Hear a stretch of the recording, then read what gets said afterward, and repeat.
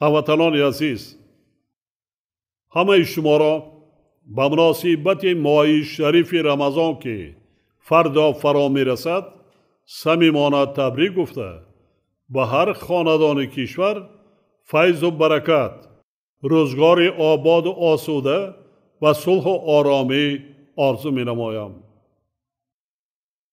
ماه رمضان انسان را به صبر و تحمل، قناعت و پرهیزکاری، رحم و شفقت و نیکی و نکوکاری هدایت کرده ایمان او را کامل، اراده‌اش را قوی و ظاهر و باطنش را پاک می‌گرداند. در این ماه مبارک برابر بجا آوردن فریضه و سنت‌های دینی، اجرای عمل‌های صالح از جمله خیر و احسان و دستگیری و نوازش یتیمان و معیوبان و کمبیزادها و محتاجان از صفتهای شایسته و بشردوستانه هر یک مسلمان ثوابجو می باشد.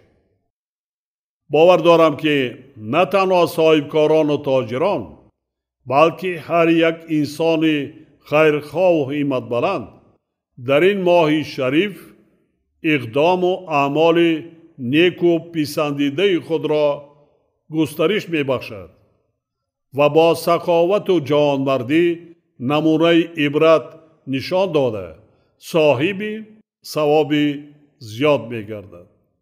با استفاده از فرصت باز یک مسئله مهم را تاکید می نمایم. ماه رمضان امساله به دوره آغاز کشت و کار بهاری راست آمد. یعنی ما باید هر روز مساعد بهار را ثمرناک استفاده کرده کشت زراعت ها و دیگر کارهای کشاورزی را وسعت بخشید. در شرایط امروزه تمام کشاورزان و هر یک عائله باید به استفاده عاقلانه و ثمرناک زمین از جمله زمین‌های نزد حولگی و پرزیدنتی در زمین‌های آبی حتماً برآمدن کشت تکراری که منفعت و ثمرناکی این عمل سالهای آخر در فراوانی بازار استعمالی روشن دیده می شود دقتی اولی درجه دهند. ما برای افزایش دادن استحصال محصولات کشاورزی تمام امکانیت‌های ضروری آب و زمین، تجربه، دهقانان اصیل و مردم زحمتکار داریم. ضرور است که از این امکانیت‌ها درست و عاقلانه استفاده بریم تا اینکه یک وجب زمین خالی نماند و برای رویانیدن حاصل استفاده کرده شود. خاطر نشان می نمایم که این طلب زمانه و تقاضای روز می باشد.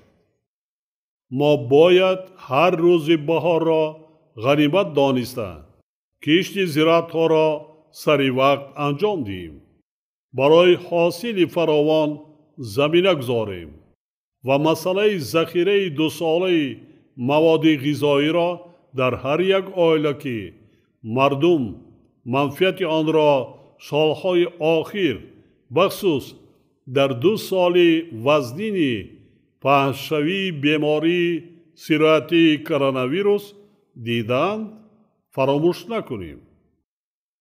ما الکه امروز باید در فکر آن باشیم که فرزندان و اهل خاندان ما و عموماً ساکنان کشور با مشکلی دچار نگردند و از کمچینی مواد غذایی یا بالاروی نرخ آن خصوصاً در موسم تیرما و زمستان در پیش ایستاده اذیت و محتاجی نکشند. ما باید چی در ماه رمضان و چی در ماه‌های دیگر صافدلانه و اهلانه زحمت کشیم به خاطر آسایش فرزندان، اهل عائله خود هر یک خاندان مملکت و حفظ امنیت آزقواری کشور هرچی بیشتر محصولات استحصال نماییم. برای هموطنانمان جایهای نوی کاری تأسیس دهیم و کارهای آبادانی و سازندگی را طبق هدفهای معین کرده امان بیش از پیش گسترش و وسعت بخشیم. امروزها تمام جامعه بشری را علاوه به مشکلات وابسته به تغییریابی اقلیم، پیامدهای منفی آن، بیماری سرایت کووید 19، کمچین گردیدن آزقواری و بالاروی نرخ‌ها، اوضاع بسیار ناآرام و بی‌ثبات بعضی منطقه و کشورهای سیاره سخت به تشویش آورده است.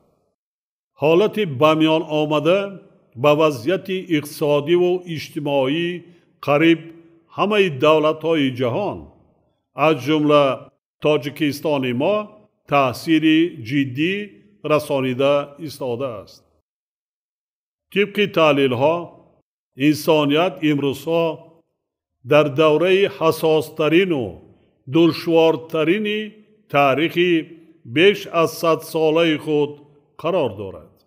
موافق خلاصه کارشناسان، عاقبت‌های این دوره نهایت حساس بحران پیشگویی نشونده و دراز مدت می باشد.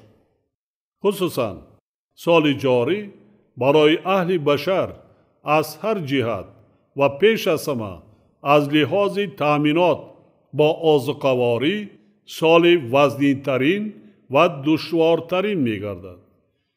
در چنین شرایط ما را ضرور است که از هر وقت دیده متحد و سرجم باشیم.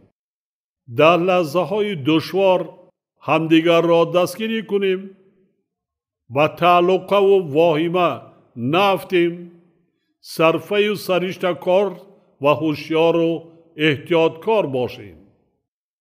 ارزش های انسان دوستانه و وحدت سازی فرهنگ ملی و دینیمان را با منفعت آرامی جامعه و ثبات وطن عزیزمان درست و هدفمندانه استفاده بریم.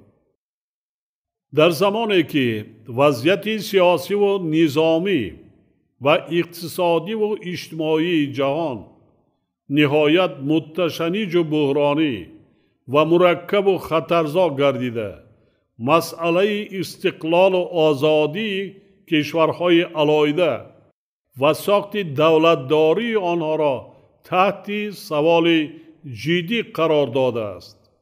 هر یکی ما را وادار می سازد که اتحاد و سرجمی ملت و امنیت دولت و جامعه را باز هم تحکیم بخشیم. ما وظیفه داریم که برای حمایه نعمت بی‌بهای زندگی امان، استقلال دولتی و دستاوردهای آن، صلح و آرامی، ثبات سیاسی و وحدت ملی همیشه آماده باشد. حکومت مملکت با مقصد حمایه اقتصادیات و ساکنان کشور از تأثیر وضع بمیان آمده با استفاده از ذخیره و امکانات‌های موجوده تمام تدبیرهای ضروری را عملی کرده ایستاده است. به هموطنان عزیز مراجعت کرده باز یک نکته مهم دیگر را خاطر نشان می سازم که در روند انجام دادن فریضه های دینی ما باید با آداب مسجد روی نیز دقت دهیم. مسجد جای طاعت و عبادت و مکان تربیت روحی و معنوی مردم مسلمان است. خداوند در سوره جمعه قرآن مجید دایر به آداب مسجد چنین می‌فرماید: و چون نماز پایان یافت از پی رزق و روزی در زمین پراکنده شوید و رزق خدا را طلب کنید. از این برمیآید که چون نماز خوانده شود مسلمانان باید برای به دست آوردن رزق و روزی اهل خاندان خود از پی زحمت و کار شوند. دیگر نقطه مهم خودداری کردن از ظاهر پرستی و اسرافکاری و آراستن دسترخوان سرخرج و نمایشکارانه هنگام برگزار نمودن همه گونه مراسم و معرکه و مخصوصا در دوام ماه شریف رمضان می باشد. ما 15 سال پیش محض به خاطر به تنظیم در آوردن عنعنه و مراسم و رسم و آیین‌های ملی اولین قانون ملی را قبول نمودیم. روند تطبیق قانون ملی و نتیجه آن ثابت ساختند که این اقدام ما درست و سری وقتی و با منفعت مردم می باشد. زیرا به شرافت قانون مذکور مراسم و عنعنه ها و رسم و آیین‌های دینی و ملی ما از عنصرهای افراطی و خرافاتی آزاد گردیده سطح و صفت زندگی اهالی به طور نظررس بهتر شد.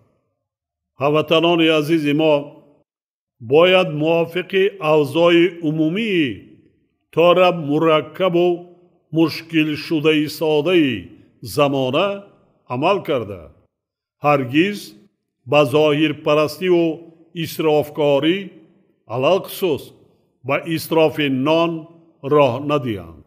ما نباید مشکلات و عذابی را که مردممان در سالهای جنگ تحمیلی شهروندی بنابر کمچین گردیدن نان کشیده بودند فراموش کنیم.